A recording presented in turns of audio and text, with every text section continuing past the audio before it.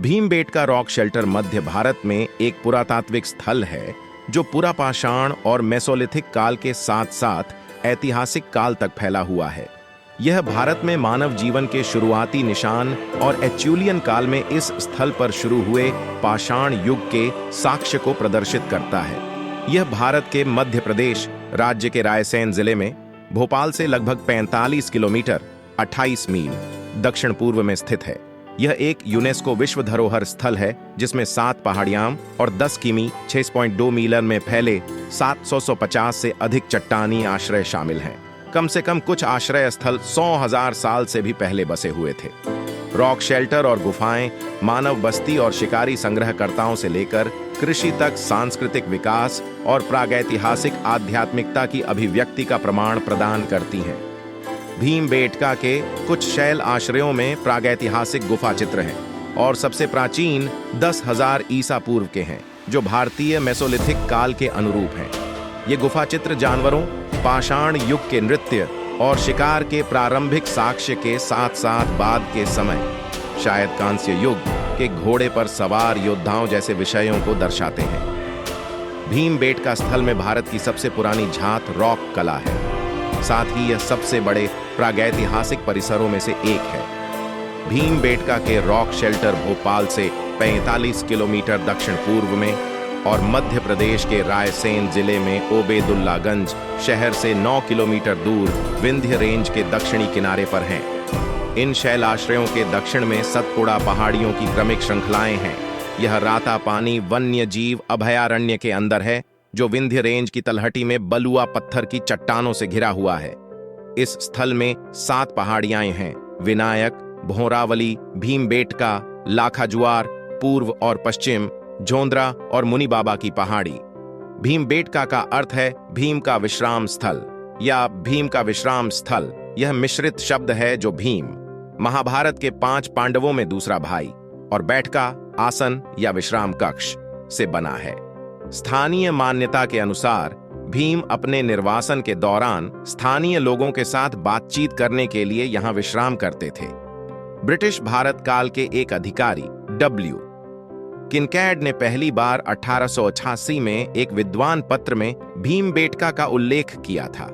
उन्होंने क्षेत्र में भोजपुर झील के बारे में स्थानीय आदिवासियों से एकत्र की गई जानकारी पर भरोसा किया और भीमबेटका को एक बौद्ध स्थल के रूप में संदर्भित किया।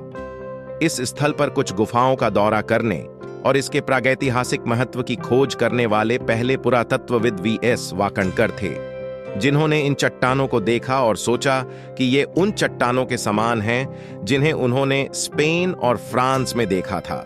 उन्होंने पुरातत्वविदों की एक टीम के साथ क्षेत्र का दौरा किया और 1947 में कई प्रागैतिहासिक शैल आश्रयों की जानकारी दी।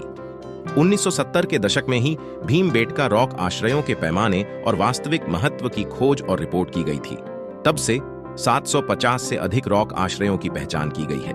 भीमबेटका समूह में इनमें से 243 हैं, जबकि पास के लाखाजुआर समूह में 178 आश्रय स्थल हैं।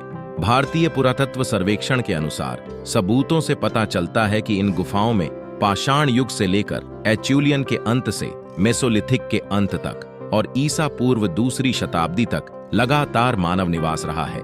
यह जानकारी साइट की खुदाई से प्राप्त निष्कर्षों, खोजी गई कलाकृतियों और सामानों, जमाव में मौजूद रंगों के साथ साथ शैल चित्रों पर आधारित है। इस साइट में दुनिया की सबसे पुरानी पत्थर की दीवारें और फर्श हैं।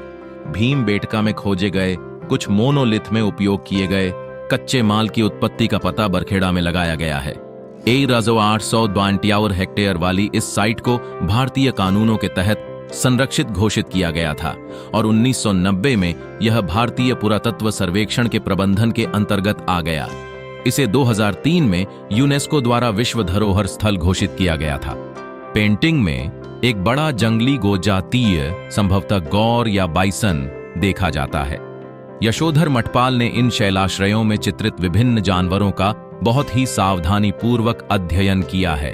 उन्होंने जंगली जानवरों में स्लॉथ भालू, भेड़िया, लकड़बग्घा, गैंडा, जंगली मवेशी, हिरण, मृग, खरगोश, बंदर, चींटी खोर, चूहे, मछली, कछुआ, मोर, बिना किसी विवरण के कुछ पक्षियों और एक पालतू कुत्ते की पहचान की है। चित्रित जंगली जानवरों में हिरण और मृग सबसे अधिक संख्या में हैं। चित्रों में शिकारियों के समूह शामिल हैं। ऐसे ही एक समूह को गैंडे से दूर भागते हुए दर्शाया गया है। अन्य समूह हिरण, मृग और अन्य शिकार का शिकार करने में लगे हुए हैं। भाला और धनुष बाण शिकार के मुख्य हथियार हैं। मछलियां और कछुए जाल में फंसे जा रहे हैं और चूहों को पकड़ने के लिए उनके बिलों से बाहर निकाला जा रहा है। चित्रों को बड़े पैमाने पर दो समूहों में वर्गीकृत किया गया है। एक में शिकारियों और भोजन इकट्ठा करने वालों के चित्रण के रूप में और दूसरे में घोड़ों पर सवार और धातु के हथियार ले जाने वाले हाथी के रूप में। चित्रों का पहला समूह प्रागैतिहासिक काल का है, जबकि दूसरा ऐतिहासिक काल का है। ऐतिहासिक काल की अधिकांश पेंटिंग तलवार, भाले, धनुष और तीर लेकर शासकों के बीच लड़ाई को दर्शाती है। उजाड़ चट्टान आश्रयों में से एक में त्रिशूल जैसी छड़ी पकड़े हुए और नाचते हुए एक आदमी की पेंटिंग को पुरातत्वविद VIS वाकणकर ने नटराज उपनाम दिया है। ऐसा अनुमान है कि कम से कम 100 शैलाश्रयों की पेंटिंग नष्ट हो गई हैं। भीमबेटका से एडियाकरण काल के प्रारंभिक जानवर डिकिंसोनिया टेनुइस के जीवाश्म पाए गए। ऐसा कहा जाता है कि वे दक्षिण ऑस्ट्रेलिया में एडियाकारा हिल्स के एडियाकारा सदस्य के डी टेनुइस जीवाश्मों के समान थे। इससे कई पुराभौगोलिक निष्कर्ष निकाले गए, जैसे 550 मिलियन वर्ष पहले गोंडवाना लैंड का गठन। हालांकि बाद में जांच से पता चला कि कथित जीवाश्म सामग्री केवल मधुमक्खी के छत्ते के सड़े हुए अवशेष थे। असंख्य आश्रयों में से ऑडिटोरियम गुफा इस स्थल की महत्वपूर्ण विशेषताओं में से एक है। कई किलोमीटर की दूरी से दिखाई देने वाले क्वार्ट्जाइट टावरों से घिरा ऑडिटोरियम रॉक भीमबेटका का सबसे बड़ा आश्रय स्थल है। रॉबर्ट जी. बेडनारिक ने प्रागैतिहासिक ऑडिटोरियम गुफा को कैथेड्रल जैसा वातावरण, इसके गॉथिक मेहराब और विशाल स्थान के साथ वर्णित किया है। इसकी योजना एक समकोण क्रॉस से मिलती जुलती है, जिसकी 4 शाखाएं 4 मुख्य दिशाओं से जुड़ी हुई हैं। मुख्य प्रवेश द्वार पूर्व की ओर है। इस पूर्वी मार्ग के अंत में गुफा के प्रवेश द्वार पर एक निकट ऊर्ध्वाधर पैनल वाला एक शिलाखंड है, जो विशिष्ट है, जो दूर से और सभी दिशाओं से दिखाई देता है। पुरातत्व साहित्य में इस शिलाखंड को चीफ्स रॉक या किंग्स रॉक कहा गया है। हालांकि किसी भी अनुष्ठान या इसकी भूमिका का कोई सबूत नहीं है।